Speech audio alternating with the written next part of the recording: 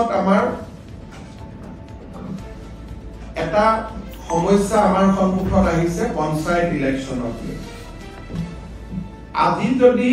আমি পঞ্চায়ত ইলেকশন ঘোষণা কৰো আমাক এমাহ সময় লাগে পঞ্চায়ত পাতিবৰ কাৰণে আৰু আজি আমি 10 জানুৱাৰীত আজি গধূলিলৈকে এতিয়া আমি বহি আছো গোটেই কেবিনেটখনে যে উচ্চ ন্যায়ালয়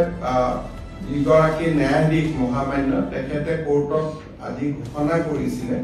যে আজিৰ ভিতৰত তেওঁ জাজমেন্টটো দিব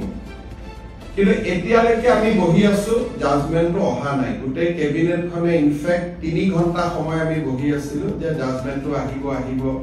অলপ পিছত আহিব এতিয়া আহিব এনেকৈ আমি অপেক্ষা কৰি আছো ইনফেক্ট দিনৰ 2টা বজাৰ পৰা আমি অপেক্ষা কৰি আছো সাধাৰণতে চৰকাৰসমূহে পঞ্চায়ত পাতিব নোখোজে যে আমি পঞ্চায়ত নাপাতো ইমান ইলেকশনত আমি ৰিস্ক নলওঁ বিশেষকৈ বিধানসভাৰ নিৰ্বাচনৰ আগে কোনো চৰকাৰে পঞ্চায়ত পাতিব নোখোজে আমি পঞ্চায়ত পাতিবৰ কাৰণে উদ্গ্ৰীৱ হৈ বহি আছো কিন্তু এই পৰ্যন্ত মই অলপ আগতে মহাঅধিবক্তা দেৱজিৎ শইকীয়াক টেলিফোন কৰিছিলো তেওঁ কৈছে যে এই সময়লৈকে জাজমেন্টটো ডিক্টেশ্যন হৈ আছে জাজমেন্ট অহা নাই বা যি ধৰণৰ কথা আজি যদি ৰাতি 12টাৰ আগতে আমি জাজমেন্টটো নাপাওঁ পজিটিভ বা নিগেটিভ যি নহওক তেতিয়াহ'লে আমি পঞ্চায়ত ইলেকশনটো একেবাৰে মেট্ৰিক বা হায়াৰ ছেকেণ্ডাৰী পৰীক্ষাৰ পিছলৈকে লৈ যাব লাগিব কাৰণ 14 ফেব্ৰুৱাৰীৰ পৰা মেট্ৰিক আৰু হায়াৰ ছেকেণ্ডাৰী আৰম্ভ হ'ব আৰু যদি এবাৰ ইলেকশন কৰিলে একমাহ সময় লাগে নটিফিকেশনৰ আৰু দুটা ফেজত কৰিলে আজি হল 10 তাৰিখ 10 ফেব্ৰুৱাৰীত এটা হ'ব পাৰে 12 ফেব্ৰুৱাৰীত এটা ইলেকশন হ'ব পাৰে কিন্তু আজি যদি ৰাতি 12টাৰ আগতে যদি হাইকোৰ্টৰ পৰা অৰ্ডাৰটো ওলাই নাহে আৰু পিছৰ 10 দিনো হাইকোৰ্ট বন্ধ আছে গতিকে তাৰ পৰিপ্ৰেক্ষিতত মই ভাবো যে পঞ্চায়ত ইলেকশন পতাটো অসম্ভৱ হৈ পৰিব কাৰণ মেট্ৰিক আৰু হায়াৰ ছেকেণ্ডাৰী পৰীক্ষাৰ মাজত পঞ্চায়ত ইলেকশন পাতিব পৰা নাযাব গতিকে যিসকলে মোক সুধি আছে যে পঞ্চায়ত ইলেকশন কেতিয়া হ'ব মোৰ উত্তৰ এইটোৱে যে চৰকাৰে আজি 3 দিন ধৰি আৰু কেছবিলাক হৈছে অকল এটা কৰিমগঞ্জ জিলাৰ 19খন পঞ্চায়ত বাকি অসমখন ইয়াৰ লগত জড়িতই নাই কৰিমগঞ্জ জিলাৰ 19খন পঞ্চায়ত লাগিলে কৰিমগঞ্জ জিলাত ইলেকশন নাপাতিলেও হৈ গ'ল বাকি জায়গাখিনিত ইলেকশন পাতিব আমি অনুমতিটো পালে আমি ইলেকশন পাতি দিলোহেঁতেন এই 12টা বজালৈকে আমি অপেক্ষা কৰিম কিন্তু আজি যদি ৰাতি 12টা বজাৰ ভিতৰত যদি নাহে গৈ হাইকোৰ্টৰ পৰা তেতিয়াহ'লে মই ভাবো যে মেট্ৰিক আৰু হায়াৰ ছেকেণ্ডাৰী পৰীক্ষাৰ আগত ইলেকশন হোৱাটো অসম্ভৱ হৈ পৰিব আৰু এই ইলেকশনৰ পিছুৱাবৰ কাৰণে কোনে লাগি আছে কংগ্ৰেছ দলৰ কৰিমগঞ্জ দলৰ প্ৰাৰ্থী হাফিজ ৰফিজ আহমেদ চৌধুৰীয়ে গোটেই কেছটো কৰি আছে আৰু তাৰ পৰা বুজা যায় যে গোটেই পঞ্চায়ত ইলেকশন খেলিবৰ বাবে হাফিজ ৰফিজ চৌধুৰী আৰু তেওঁৰ সংগীসকলে সাহস কৰিব পৰা নাই আৰু সেইকাৰণে কেছটো কৰি পেলাই পঞ্চায়তটো পিছুৱাই আছে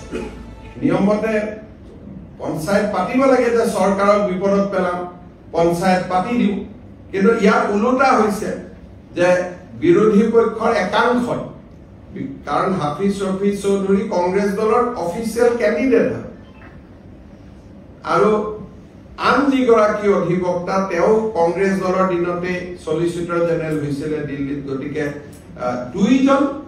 অধিবক্তাই আজিও তেওঁলোকে আৰ্গুমেন্ট 3 দিন আগত শেষ হ'ল আজিও 2 ঘণ্টা আৰ্গুমেন্ট কৰিছে গতিকে কিহৰ কাৰণে তেওঁলোক পঞ্চায়তৰ কাৰণে সাজু হ'ব পৰা নাই মই নাজানো কিন্তু তৃণমূলক গণতন্ত্ৰ বচাবৰ বাবে এবাৰ আমি বহুত কৰিছিলো পাৰ্টি লেছ কৰি দিছিলো যে কোনো পাৰ্টিৰ হ'ব নালাগে যাতে অৱসৰপ্ৰাপ্ত শিক্ষক অৱসৰপ্ৰাপ্ত ডক্টৰ সকলোৱে যাতে ইলেকশন খেলিব পাৰে ভাল পৰিৱেশ হয় পঞ্চায়তৰ পৰা দুৰ্নীতি নোহোৱা হয় কিন্তু আমিতো হাইকোৰ্টৰ ওপৰত মাতিব নোৱাৰো গতিকে ৰাতি 12টালৈকে অপেক্ষা কৰিম আৰু 12টাৰ আগত যদি জাজমেন্ট পাওঁ হ'ব নহলে আৰু এটো মেট্ৰিক হায়াৰ ছেকেণ্ডাৰী পিছলৈকে পিছুৱাই যাব তাৰ পিছতো বানপানী আহিব বা বানপানী থাকিব কি পৰিৱেশ হয় আৰু এতিয়াই ক'ব পৰা নাযায় আজি যদি 12 তাৰিখে মই ইলেকশ্যন কমিশনকো ৰিকুৱেষ্ট কৰিছো যে আপুনি বহি থাকক, আমিও বহি আছো, কাৰণ পুলিচৰ পৰা ক্লিয়াৰেন্স লাগিব কোনটো ফেজৰ কিমান ডিপ্লয়মেন্ট হ'ব, ডিজিপিও বহি আছে, চিফ সেক্ৰেটাৰী বহি আছে, আমিও বহি আছিলো। যদি 12 টাৰ আগত ৰায়দান হয় আমিটো কৰি দিম, কাৰণ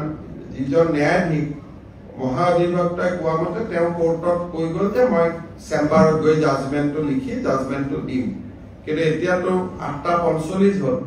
জাজমেন্টটো আমি হাতত পোৱা নাই। যদি 12 টাৰ আগত জাজমেন্ট হয় তেতিয়ালে হ'ব, যদি 12 টাৰ আগত জাজমেন্ট নহয় উচ্চ ন্যায়ালয়ৰ বিপক্ষেতো আৰু আমি যাব নোৱাৰো। গতিকে তাৰ পিছত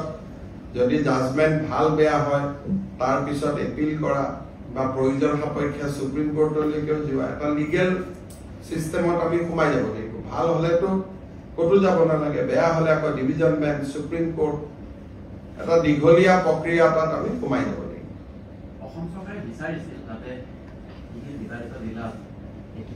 আমিতো কৈছিলো যে যদি 19খন পঞ্চায়তৰ কথা, 19খন পঞ্চায়ত বা সেই জিলাখনে কি কমপ্লিট বাদ দিও,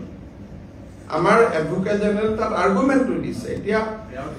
এতিয়া ন্যায়াধীশ গৰাকীয়ে কেনেকে জাজমেন্ট দিয়ে এতিয়াতো মই দেখা নাই জাজমেন্টটো দেখাৰ পিছতহে আমি